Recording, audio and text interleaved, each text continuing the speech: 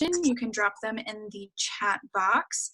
And if you want to reference this webinar again, it will be put on our website, which Jen will link in the chat box as well. All right. So today we are welcoming Dr. Kelso. He is currently a professor of political science at Queen's University of Charlotte and the 2017 winner of the Hunter Hamilton Love of Teaching Award. He received his Bachelor of Arts degree in political science from Murray State University and his doctorate degree in political science from Vanderbilt University. He teaches a variety of courses at Queen's, including European politics, campaigns and elections, environmental politics, and Congress and the presidency. And if you're a student at Queen's, you should take his African politics course as well.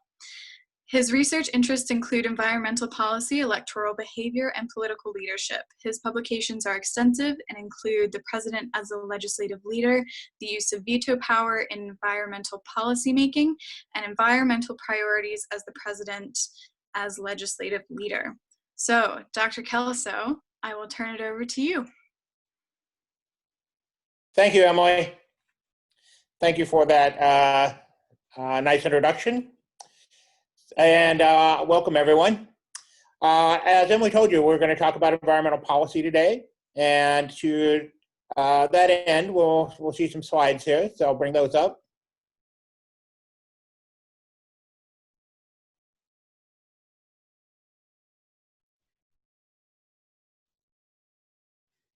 Okay, as you can see, I am Dr. Kelso, and this is Environmental Policy Election 2020.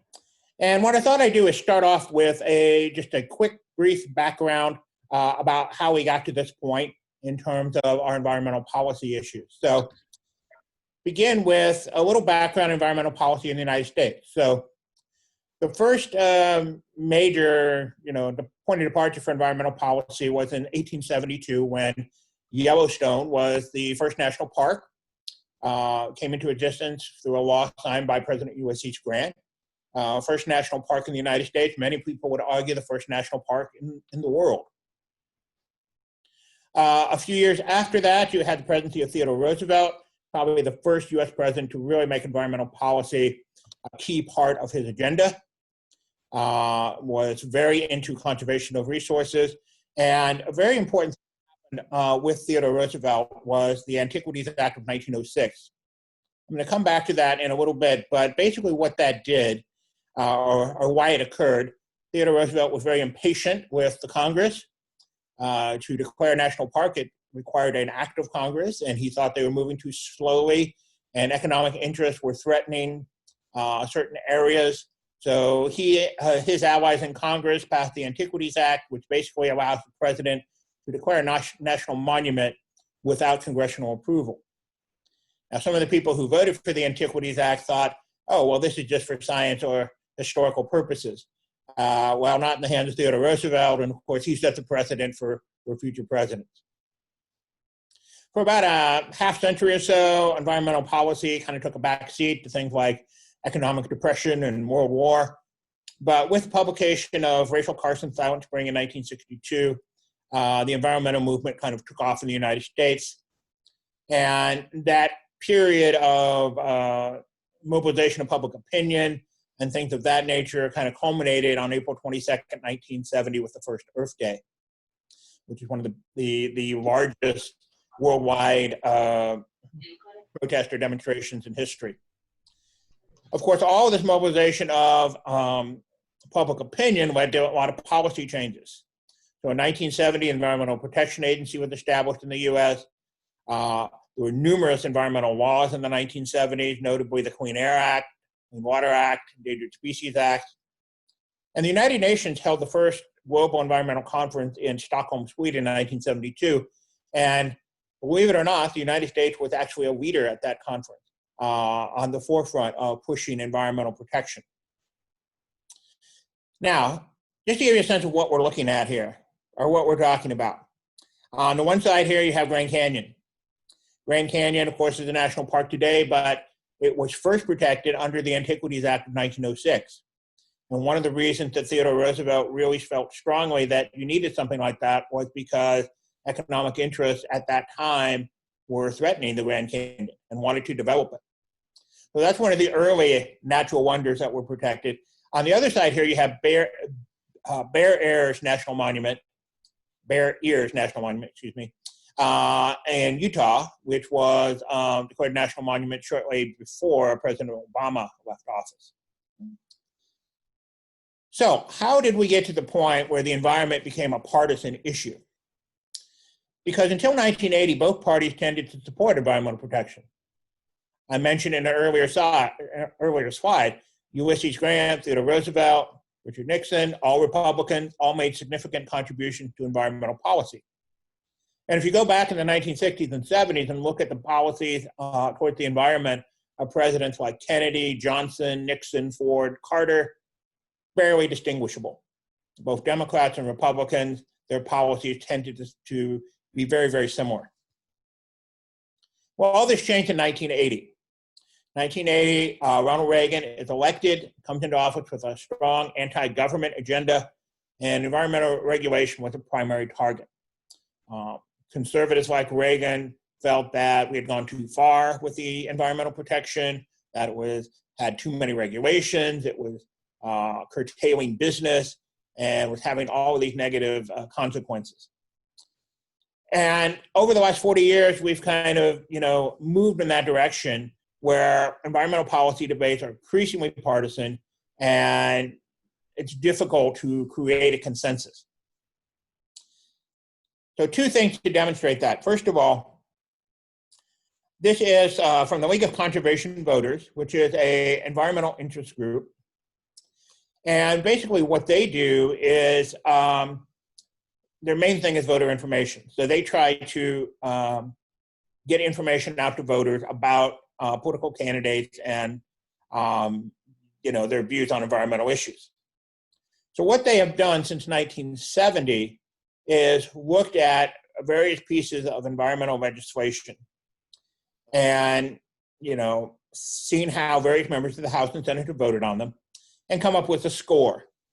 And there are usually maybe 6, 7, 8, pieces of legislation every session, every year of Congress that have, environmental impact of some kind. So basically, they look at how people voted on this, come up with a score, and of course, then publish that score. Well, for our purposes, the important thing to look at is this chart. And it really demonstrates the point I was making earlier. You can see it begins in 70, and from 70 to 80, you had, a degree of consensus. The Democrats were slightly more pro-environmental than Republicans, but the gap is not particularly large. And at that time, you still had in the Republican Party members of the House, members of the Senate, often from northeastern states who were very pro-environmental. And you had some Democrats who are on the other side. So the partisan gap up until about 1980, as you can see there, is not great. From the 80s to the 90s, from maybe 1980 and 1990, that gap increases a bit, but you can see it's still not quite what it will be. And note this little uptick about 1990. In 1990, President George H.W. Bush, of course, Republican president, worked very closely with members of the Congress, including Democrats, to get the Clean Air Act of 1990 passed. So that little uptick is the bipartisanship represented by that particular bill. And it was really one of the last times that you really saw a major piece of environmental legislation that you had some bipartisan support for. Because as you can see, after 1990, things just go in totally opposite directions. So that by 2016, this chart only goes up to 2016, obviously, you have the average member of the House has a 95% score from the League of Conservation Voters. The average member of the Senate, 94. That's for the Democrats. Republican members of the House are 5, and Democratic members of the House are 14. So the gap is huge, 85% voting gap between Democrats and Republicans on environmental issues in 2016. So environment has gone from being a relatively bipartisan issue to being one of the most partisan issues. And this goes not only into policy, but also into the perception of these problems that we face environmentally. Another way to to demonstrate this is look at the Antiquities Act, which I mentioned earlier. If you look at presidents, as I have done, from Theodore Roosevelt to Lyndon Johnson, you'll note that these presidents basically have, those presidents up to Johnson, whether they're Republican or Democrat, basically use the Antiquities Act in the same manner.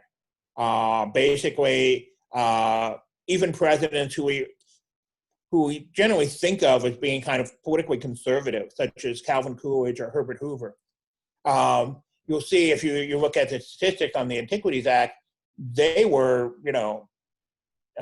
both of them had national monument designations in the double digits. But there really wasn't that big of a difference up until the Nixon administration. With the Nixon administration, the differences are, just glaring. From Nixon to Obama, a grand total of 8 national monuments either created or expanded by Republican presidents. Democratic presidents have 70. So under Carter, Clinton, and Obama, millions, hundreds of millions of acres of land has been protected. Under Republican presidents, not so much. Now, I would say that George W. Bush, actually, those 6 represent some significant marine protection of marine areas. So they were actually fairly large. But, Obama with 31 monuments and 65 million acres protected, even outdid Theodore Roosevelt. So you see in the use of this particular act, and it's an important act because it's something that presidents can do almost pretty much unilaterally. They don't have to get congressional approval. It really shows how partisan things have become. So what I thought we'd do is take a look at, first of all, the record of the current administration, and then talk about some of the differences that the two main presidential candidates, have on environmental policy. So let's start by looking at some of the positives of the Trump administration. And there are a few positives. First of all, the budgets for EPA, Environmental Protection Agency, and Interior have remained relatively steady. There was some talk at different points in the last 4 years about draconian cuts to these agencies. For whatever reason, they did not really materialize. And if you look at the budgets of these agencies, compare them to Obama, George W. Bush, Clinton, you don't see a whole lot of distinction in terms of how much money is being allocated to these agencies. The second positive thing is that there has been a 7% reduction in the 6 major air pollutants. And this is the source, I guess, for Trump's claim that he often makes, is that we have the cleanest air ever in our history. Now, obviously, that's probably not true, because before industrialization, the air of the United States was probably a lot cleaner. But nevertheless, there is a grain of truth in that, in the fact that there has been a slight decline in the number of percentage of the major air pollutants. The third one is perhaps the biggest one. President Trump did sign the Great American Outdoors Act, and among the things that this would do, it increased funding for national parks by $9.5 billion, and also had a $900 million increase in the Land and Water Conservation Fund. National parks for years had been neglected, huge backlog of maintenance, other issues, lack of forest rangers, among other things, or lack of park rangers, excuse me. The Land and Water Conservation Fund obviously is money that goes towards land and water conservation. It had been neglected as well. So this was an important thing. It was a bipartisan act. You had a rare example, probably again for the first time, maybe since the Clean Air Act of 1990, Republican and Democratic members of Congress coming together to push this thing forward. And the fact that Trump did sign it, he did not play a huge role in its creation, but he does deserve credit for having signed that. Also, there's been an increase of 35,000 acres of public land under the Trump administration. Now, obviously, there are some negatives as well. There are some criticisms of this administration's policy. Starting with withdrawal from the Paris Climate Agreement. That happened fairly early in this administration. The United States is the only country, I think maybe one other country is not part of this agreement. It's certainly the only major country that's not. And this was a significant change. 74 different actions taken to weaken environmental regulations in areas of air pollution, water pollution, energy, transportation, endangered species, all kinds of them. Weakened protection for 35 million acres of public land, so obviously the net on that is not very good. Significant reductions in national monuments in Utah. The one I showed you earlier, the bear ears, I can't say that today for some reason. The Trump administration has posted an 85% reduction in that national monument. For another Utah national monument, Grand Staircase Escalante, they proposed a 46% reduction. That's still kind of in the courts and you know, up in the air, but nevertheless, and by the way, if I had added Trump to my charts, he would have a 0 on declaring or having created or expanded national monuments. Another thing, reduction in goals for automobile fuel economy. Obama's goal was 54 mpg by 2025, has been reduced to 34 by 2021. Repeal of the Waters of the U.S. rule, reduction in the number of waterways identified under the jurisdiction of the Clean Water Act. Mainly, these are wetlands and other areas that are perhaps not obvious water sources, but still have significant need for protection. Interpret the Endangered Species Act to allow more economic considerations, which if you actually read the original act, which seemed to have been prohibited. EPA criminal enforcement at a 30-year low. And perhaps one of the most controversial is the Trump administration eliminated Obama's administration Clean Power Plan. This was to regulate greenhouse gas emissions from power plants. The Obama rule targeted a 32% reduction in these emissions by 2030. The Trump replacement would lead to a reduction of only about 1.5%. So, moving on, let's talk about the choice in the 2020 election. And I think the first thing to point out is that there is a significant choice here. There are people who, at different points, will tell you, oh, well, there's no real difference between the parties on the environment. Certainly, people who support the Green Party in the United States will often hear that from them. Well, in this particular election, there's very significant differences.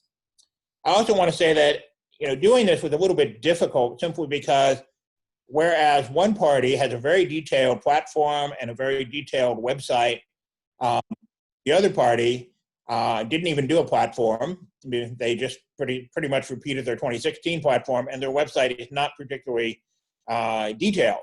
So that was a challenge. But what I tried to do here is identify, I guess, what I consider the 5 most important differences between the two parties. So obviously, Trump has withdrawn from the Paris Agreement. Biden has said explicitly he would rejoin the Paris Agreement. Biden has called for net zero emissions of carbon pollution by 2050. This is an extremely ambitious goal, perhaps a very expensive goal, but it is very clearly there in the platform and on his website. Trump administration has set no goal for reducing carbon emissions. Biden and Democrats have very specifically said that they want to restore the public land protections that were taken away, such as the monuments in Utah I talked about. The Trump administration has said they want to keep the status quo on public lands. Another really big difference between the two candidates is investment in energy. The Biden plan is to invest in clean energy. He's called for, in the first through his first term, 500 million solar panels, 60,000 wind turbines created. Whereas the Trump administration, in line with most recent Republican, is focusing on exploring various areas to enhance existing supplies of fossil fuel. And another clear difference is while the Biden and the Democrats would restore the various Obama-era environmental rules, executive orders, those 74 regulations I talked about, Trump and the Republicans would keep the existing rules and executive orders in place. So the choice is fairly clear, and it's what I want to close with is, we only have one planet. There's nowhere else for us to go. And, the idea that, anybody could be anti-environmental or anti-Earth is somewhat absurd. So the way I usually say it is that, we have different perspectives on how, to address the issue. And, it's important to keep in mind, there's nothing inherently wrong about a different perspective than what we've been using. There are ways of maybe getting at the issue of climate change in different ways that might even be better. I think the problem that exists today, unfortunately, in American politics is if you don't even agree there's a problem, then we can't start talking about solutions. So I think that's an important point to make, and I think it's unfortunate that we've gotten to the point where we can't have productive, for the most part, except for maybe the recent legislation, we can't have productive discussion about bipartisan ways to address some of these issues. So, on that note, I will open it up to questions. So, Emily, if you have anything, I'd be glad to take something up, or if you don't have anything right now, I'd be glad to take anything that anybody has to ask me about. Well, one of the questions that did come up was, why is the Paris Agreement so divisive between the two political parties here in the States? Great question. So it's not divisive anywhere else, basically. As I said, 195 countries have signed on to this, almost every other country in the world.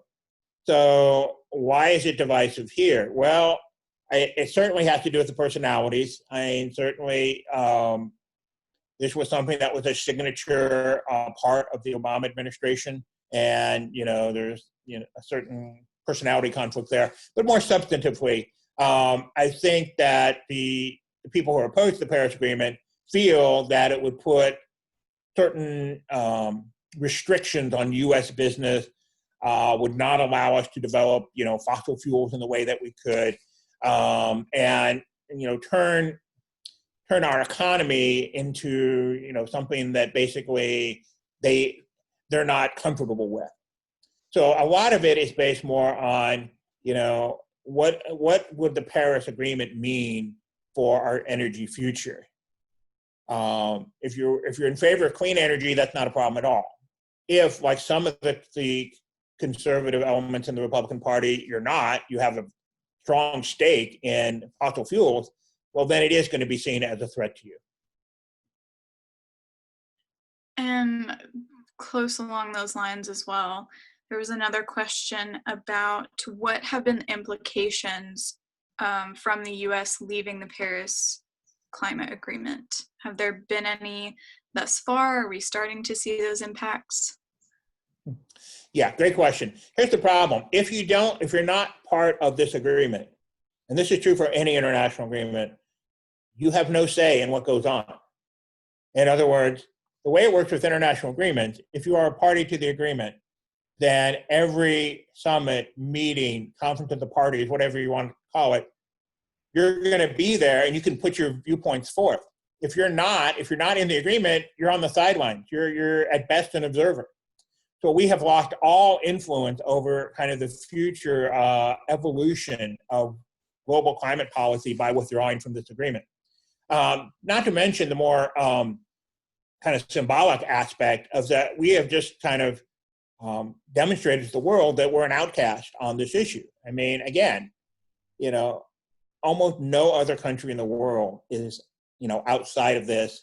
Even the, countries that we often criticize for environmental issues, such as Russia and China, I mean, they are there. They are on this. So it really undermines our credibility in the world as someone who's promoting the environment. And remember, as I said at the beginning, 1972, not all that long ago, less than 50 years ago, we were the leader on the environment. And now we're, kind of the outcast of the global community.